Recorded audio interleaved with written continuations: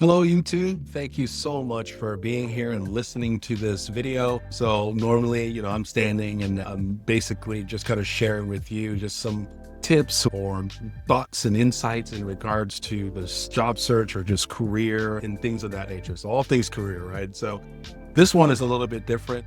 I wanted to take this time and answer questions that I get normally from many of you. And so I talk to people on a daily basis, and that's no exaggeration, whether I am on prospect calls with potential clients who want to join our coaching programs, or if I'm talking to my clients, whether it's actually talking to them live and where we were doing one-on-one sessions or group sessions, or if we're communicating with them via email. I get all kinds of different questions.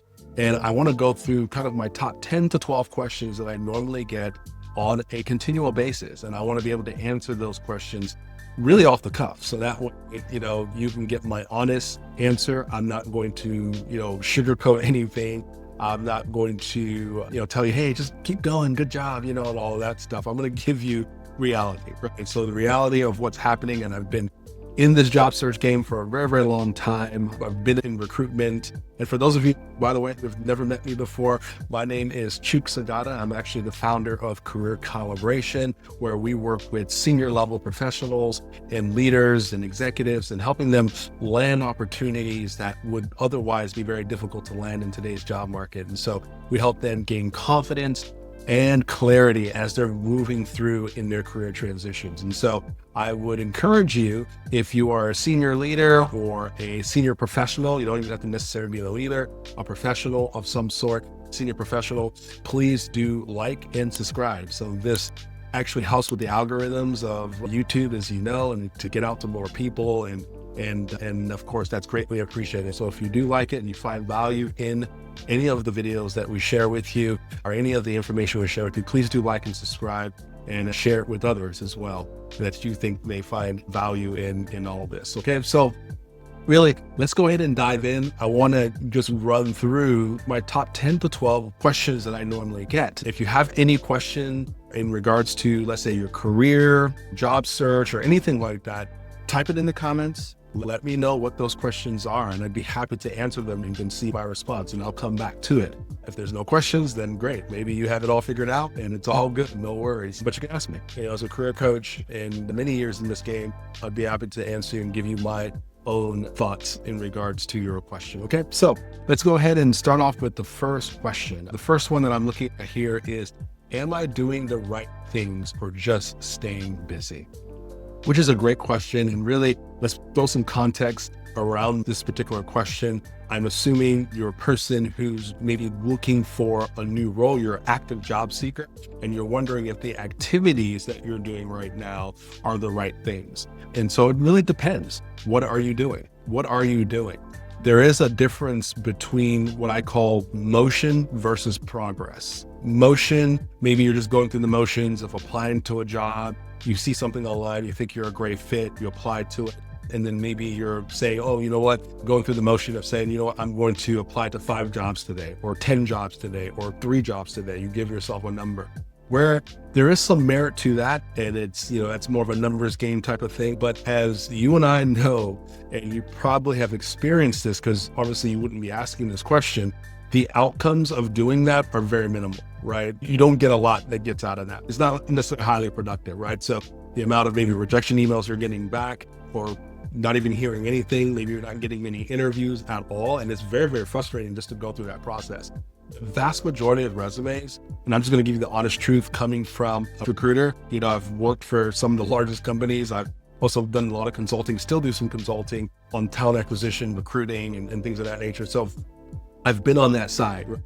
I know what these ATS look like, when you submit a resume. I've seen all those various resumes. I've probably looked at thousands of resumes over my career. And I will tell you, and I've worked with many, many types of ATS, and they all have some of the basic core logic in terms of receiving a resume, being able to retrieve it and all of that. But now many of them are more sophisticated with AI and all those different technologies that are involved in it. But nonetheless, I've seen it on the other end where it's almost impossible for a recruiter to literally go through all of your resume. And so chances of them being able to see it every time you apply to a role is probably very minimal. The vast majority of recruiters, the vast majority of times that you do put your resume submit it into, for a job that goes into the applicant tracking system is not being looked at. I would say probably about 98% of the time it's not being looked at by a human being. I'll give you a story. I remember one time I had a client of mine who actually was applying for a leadership role. And it's a well-known company. If I were to say the name, many of you will know the company. And I remember they applied to the role. Within 5 days, they got a rejection email, but it looked like it came from a recruiter. He had the name of the recruiter and said, "Hey, thank you. We had a chance to review your resume. And although we can't give the specific reasons in regards to why you were not chosen, here are the top three. The number one, your location. You're not in the United States, and we only hire people from the US who do not require sponsorship." Well, this candidate that applied to it, which is my client, is a US citizen, right? So that's not it. Number two, you don't have leadership experience. This individual that actually applied as well had 20 years of leadership experience in the very thing that they needed. And then number three, the last piece of it was that they wanted someone, they said, "Oh, you don't have the industry experience in the industry that we're in," which was, I think, SaaS. And this person had about 20 years of that. So they hit all three of those markers, but yet was rejected. So that goes to show you, they didn't even look at the resume. It was not looked at. This was an automated email. It just clicked, let's say the 500 resumes that were in there, and then basically what we call in the business, disposition them or remove them from candidacy, and then just move forward with who knows how many candidates they move forward with, right? So the person wasn't even looked at. And so it just goes to show you, okay, people, they're not reading these resumes, right? It wasn't there, because if they would look at that resume, that person clearly met all of the markers and some, above and beyond. But chances are maybe the competition is very high. The person that applied, yes, they were great, which is my client, but there was probably a dozen more people who were just as great or maybe even better. And they just happened to get there a lot faster than he did. So that could happen as well. So anyways, going back to what I was saying, motion versus progress, but progress is a little bit different. Yes, keep to applying to roles. There is some merit to that, because by some happenstance, maybe a recruiter actually does read it. Again, the chances are not very high, but let's say a recruiter actually does get a chance to get through it, and you're not the 101st person who applied to the role, right? So, and there is merit to that. But, some of the things that you want to do for sure is working through your network, right? And so some of you may say, "Well, I don't have a network." Build one. You can't sit there and say, "Okay, I don't have a network, so what do I do?" Build one. Going outside of your comfort zone, talking to people that you probably normally would not talk to, reaching out to people you normally would not reach out to, experiencing your rejections, experiencing the times when people say, "Why are you reaching out to me?" Doing those things. It's tough, because especially if you don't have a network, it's tough to do that. But of course, many of you more likely do have a network. You can start with the people that you know, or the past colleagues that you've worked with, and kind of work through their networks. But doing kind of a combination of both, where you are making progress in terms of having conversations with the right people, and then also applying to roles, I think as you're doing both, the combination of both of those things could help accelerate your search for sure. All right, so next question here is, am I applying to the wrong roles, or is the market just bad? Okay, so this question, something that I hear often when I'm talking to prospects, and even with some of my clients, but we teach them to do different things and to kind of get past just applying the roles, because that's not as effective at all. The first thing is to really truly understand what is it that you want to do. So mainly getting the clarity that you need to get. I think that's super, super important. Yes, the market is interesting, but the market is very dynamic. It really depends on what you do, right? I mean, for some people, and I've seen it where I have some clients who will work with us, and within a couple of weeks, they find their jobs, or even a couple of days, they'll find their role after they figure out what to do and they're figuring out the right things. And then there's others that it can take a long time. And also depends on the person and their drive and their motivation and what they want to do. And beyond drive and motivation, even what they do, right? Could be something that maybe it's difficult to find a role in their space that they're in and where they live. And especially when you're looking at more senior level roles, right? The higher you go, the less space there is at the top, right? So that can definitely be something that could be somewhat of a challenge, right? For someone who is looking maybe for more of a, senior level role or leadership position. I think the biggest thing here is to get very, very clear on what you want to do, And then once you understand that, and you can actually put a name to it, I think that can give you more clarity on, okay, here's the type of roles that I want to apply for. Here are the ones I don't want to apply for. Because once you're clear, you know what you don't want. And so that way you can eliminate those very things that you don't want by just simply looking at the opportunity, right? Whether it's a job description or having a conversation, exploratory conversation with an employer, a potential employer. So getting very clear what it is that you need, what it is that you want to do. And I think that can give you a little bit more direction in regards to what roles you should be applying for or not. Okay, number 3, how long should a job search realistically take at my level? So that's a good question. What level are you at? If you're at a senior level role, part of the answer to this is it depends. If your job search is going to be just primarily focused on just applying to roles and you're at a senior level, it's probably going to take a while, right? If you're just going online and you're just, whatever I can see from day to day, and I'm just going to apply to this job, it's probably going to take a while. And I think on average now today, anywhere from 8 to 12 months, it can take so long, or maybe even longer than that, depending on what you do. Because some people, they can, apply to roles and it works pretty quickly, but depending on what you do, it can take a very, very long time. But again, if you are building your network and you have built that over time, or if you're building one now, let's say you haven't built, you just kind of let it crumble because you were just been working in your career and you hadn't really put a lot of attention in your network, then basically using your time to build a new network could help you accelerate that, because that's something we see time and time again with our clients. So that's why I can say that with full confidence, and it still works. I mean, yes, it may sound old school, but that's still works. And of course, now you have AI that can help make a lot of those activities a lot more efficient, a lot more productive and quicker, and even more automated. So building your network, having the right conversations, doing those different pieces, it can help accelerate your job search. But if you're going to go about it more of the traditional method, you've got a long ways to go. What I mean by traditional, you're just applying to jobs, what you see online. It's going to take a long time, as some of you probably have seen and you're currently seeing now. So it's going to take a little bit of, you're going to have to make some changes, right, in regards to how we're going about looking for a role. Again, nothing wrong with I'm not knocking down just applying to roles, even though there is some merit to it. But like I mentioned, most companies are not reviewing those resumes because you didn't get there soon enough, right? So got there fast enough, and the competition is very, very high, right? And chances are they've already reviewed the people, or internally, they may actually already have someone, but because they have to follow certain guidelines, federal guidelines. So for example, I think I talked about this in a former video, OFCCP compliance. So making sure that they're compliant with OFCCP, and meaning if they do any work with the federal government, they have to actually post a role online for at least 7 days to basically post it for the general public, and then pull it back once they have found their person at a minimum of 7 days. And usually what companies will do to get around this, they already know who they're going to hire. So they're going to hire someone internally, but they're going to follow this federal guideline. They're going to post it. People are applying to this role and you think, oh great, I fit this description, I hope I hear back from them. And within 7 days, it's gone. And that's because they already had the person in mind. There was no real role. But nonetheless, with all of that craziness going on, I think being able to truly accelerate your search is building those networks, building the right networks. And there's ways that you can go about that. And, we teach some of that on this channel.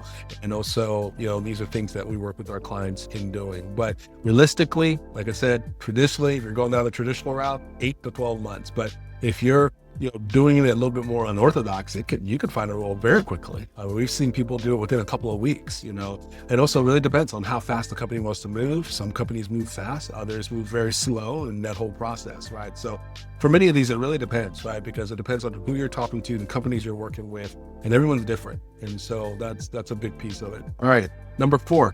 If my resume is solid, why am I still not getting interviews? So that's another great question. So if your resume is solid, why are you not getting interviews? Number 1, is your resume really that solid?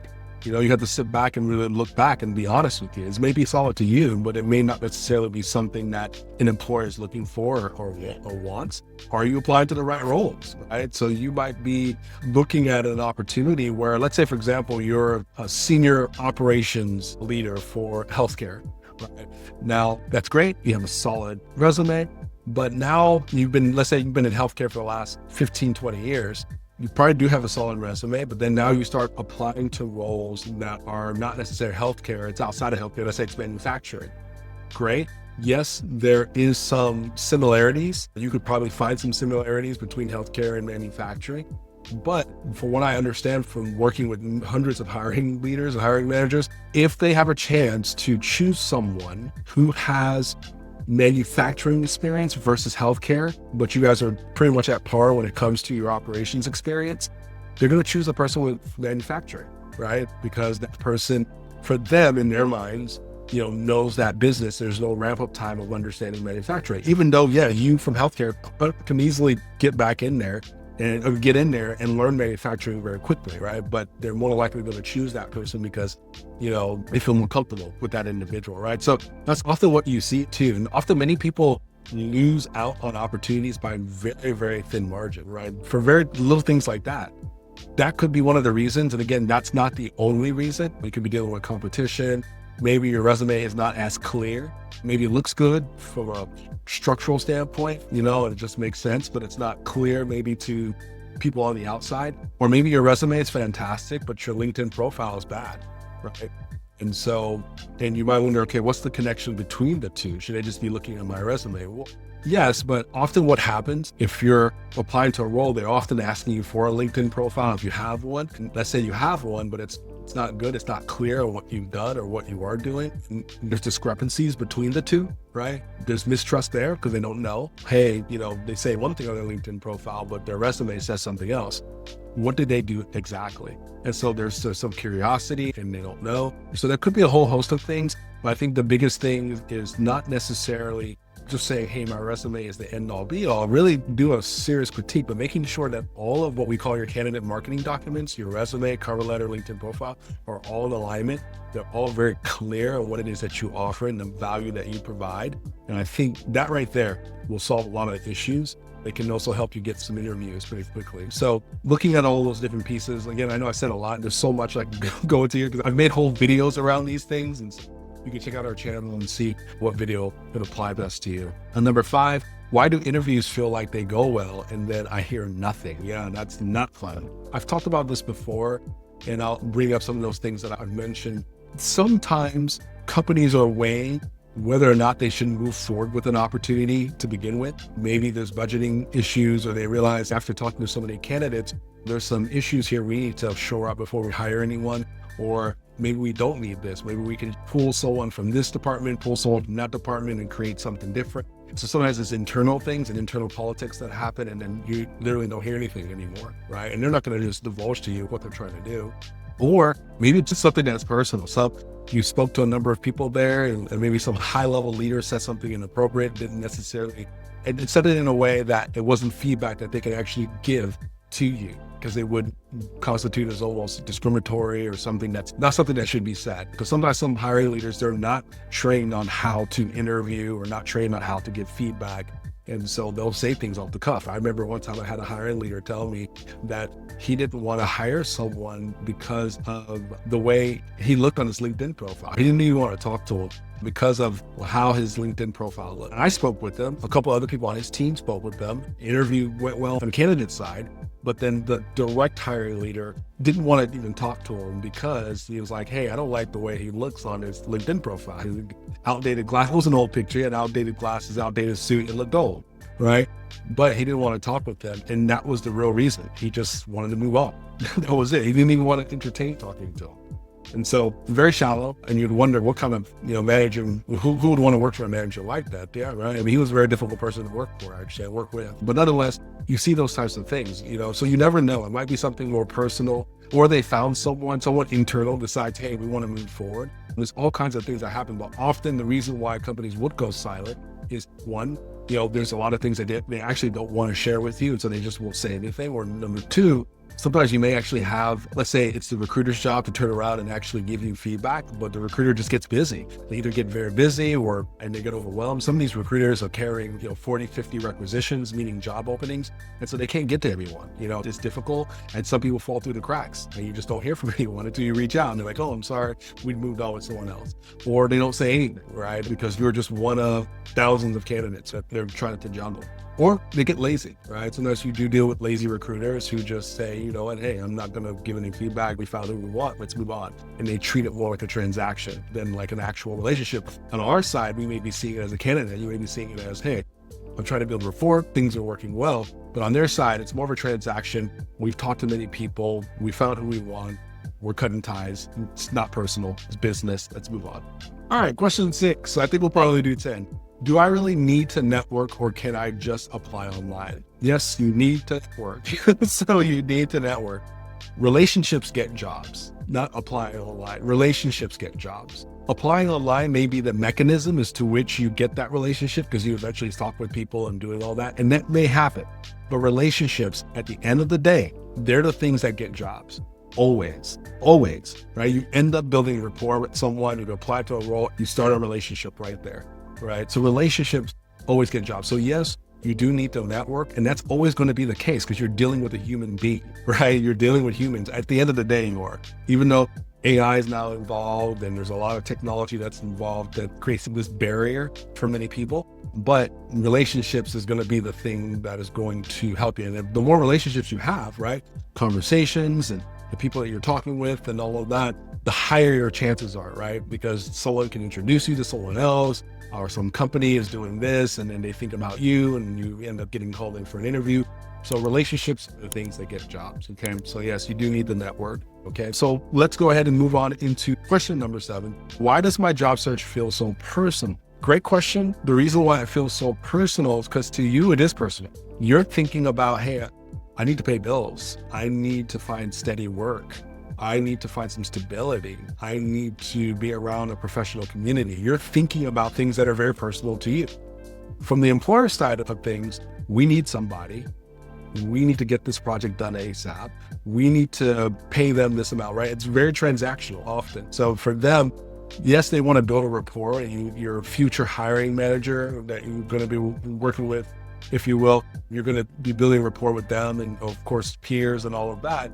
But for them, you have to think about it. They've gone through multiple people like you, and maybe some folks that are just as good or even better. And then so of course folks who are not as good, right? And so they've gone through a number of people. And so the hopes are that you are the number one candidate for what they want, right?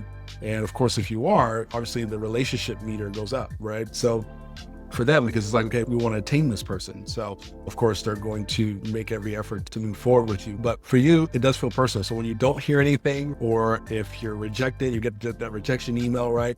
All those things that you were thinking about are pretty much dashed, right? You're not thinking about now. It's like, okay, that opportunity is gone.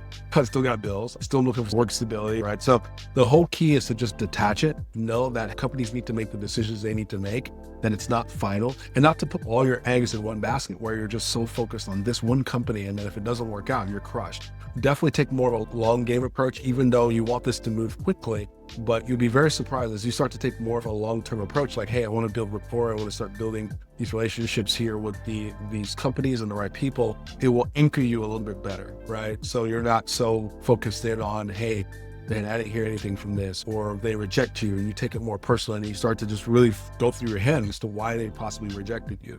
And most of the time, especially if you haven't interviewed somewhere, the company never looked at your resume. So you don't have to worry about that, so they just never looked at it. So they don't know anything about you. Don't even know that you exist, right? You're just literally a click of a button to pretty much go away so they can disposition your requisition. And that's not necessarily a bad thing. It's just more efficiency on their end, and they can move forward with the candidates that they have spoken to already. All right. Number 8, should I be worried about being overqualified? No. You should only be concerned about being overqualified as if you're applying for a role that's well beneath you, right? Because when you apply for a role that's well beneath you, and what I mean by that is that you're literally overqualified for the role, there's going to be a lot of questions that you raise, like natural. One of the first ones that was going to be raised is going to be like, okay, this person is more likely going to be looking for more money, even though you may not necessarily be looking for more money. You'll be happy with what it is that they want to offer you. But assumption that will come, well, we're probably not going to be able to pay this person what they want. So they don't want to waste their time with that. Number 2 is this person more likely may get bored. Why do they want to take such a step down for something like this? They might feel like something is fishy right off the bat. So they don't want to deal with that or even explore that. Number 3, they may think that you may end up leaving. You're more likely at flight risk, right? So maybe you're doing this just until you can actually find a higher level role. So you're just doing this more like a patch job. And I'll tell you, many employers, we talk about this, right? We sit down, I'm talking with my peers who are recruiters, and we're going through this. You talk about these things, right? And you wonder, okay, this person's gonna be a flight risk, and these hiring leaders don't want to hire a flight risk. They want someone who's gonna stay, maybe someone they can mentor and grow, as opposed to someone who's gonna be pretty much their peer, right, that they've hired. So you got all those different pieces that are going. But if you're applying to roles that are, within your scope, within your level, then nothing to be concerned. Being unqualified or quote unquote unqualified could be a huge advantage for you, right? Because now you bring a unique set of values that you bring that maybe one other candidate doesn't. So that's that. Number 9, is my experience too broad, or am I just explaining it wrong? Great question.